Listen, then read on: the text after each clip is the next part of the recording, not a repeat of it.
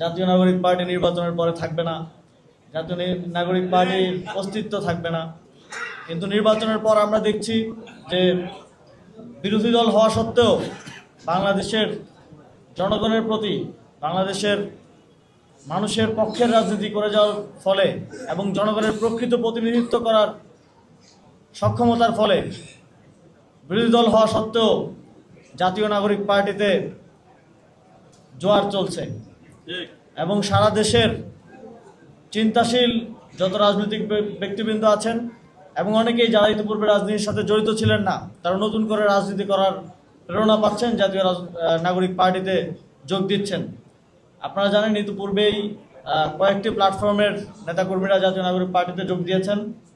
আজকেও আমাদের বাংলাদেশের অত্যন্ত গুরুত্বপূর্ণ কিছু ব্যক্তিত্ব জাতীয় নাগরিক পার্টিতে যোগ দিয়েছেন এবং আমাদের এই যোগদানের সিলসিলা ইনশাল্লাহ চলতে থাকবে। আমাদের আরও অনেকের সাথে আলোচনা চলছে, আরও অনেক নতুন মুখ, জনপ্রিয় মুখ জাতীয় নাগরিক পার্টিতে আগামী দিনে যোগ দেবেন। আমরা ফ্যাসিবাদের সাথে জড়িত নয়, গণহত্যার সাথে জড়িত নয়, এমন যে কারোর জন্য জাতীয় নাগরিক পার্টির দরজা সবসময় উন্মুক্ত থাকবে এবং তাদেরকে আমরা তাদের যথাযোগ্য সম্মান দিয়ে এবং কাজ করার সুযোগ দিয়ে জাতীয় নাগরিক পার্টিতে যোগদানের আহ্বান জানাতে চাই। জাতীয় নাগরিক পার্টি নির্বাচনের পর থেকে গণভোটে জনগণের যেই রায়, সেই রায় বাস্তবায়নের জন্য রাজনীতি করে যাচ্ছে এবং সংসদে এবং রাজপথে জনগণের প্রকৃত প্রতিনিধি হয়ে ওঠার জন্য কাজ করে যাচ্ছে। এই লড়াইয়ে আমাদের সাথে আজকে আপনারা ইতিমধ্যেই জেনেছেন যোগ দিচ্ছেন ফেরসামিন হক ইকবাল আপা। তিনি বিভিন্ন সময়ে আমাদের প্রতি তার সমর্থনের কথা জানিয়েছেন এবং তিনি, আমরা যার আদর্শে রাজনীতি করি, বাংলাদেশের ফাউন্ডিং ফাদার্সদের মধ্যে অন্যতম, শেরেবাংলা একে ফজলুল হকের বংশধর।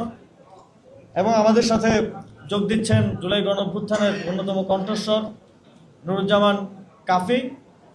আমাদের সাথে যোগ দিচ্ছেন আমার বন্ধু, আপনাদের সবার পরিচিত মহিউদ্দিন রনি।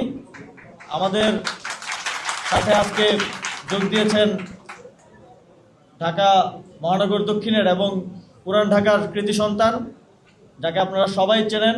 ফ্যাসিবাদের আমলে তার নামে 365টি মামলা ছিল এবং তার প্রায় 7-8 জন নেতাকর্মী এখনও গুম অবস্থায় আছে। আমাদের সবার প্রিয় ইসহাক ভাই। এবং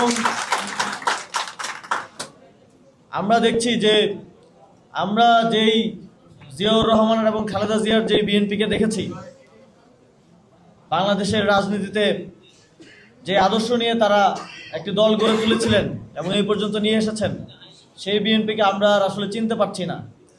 আমরা দেখছি যে তারা বাংলাদেশে এখন আওয়ামী লীগের কালচার করছে, তারা এখন 72-এর সংবিধানের রাজনীতি করছে, যেই সংবিধান ছুঁড়ে ফেলার কথা বেগম খালেদা জিয়া বলে গিয়েছিলেন। তারা এখন তাদের কথা আর আওয়ামী লীগের কথার মধ্যে আমরা আর কোনো পার্থক্য দেখতে পাচ্ছি না।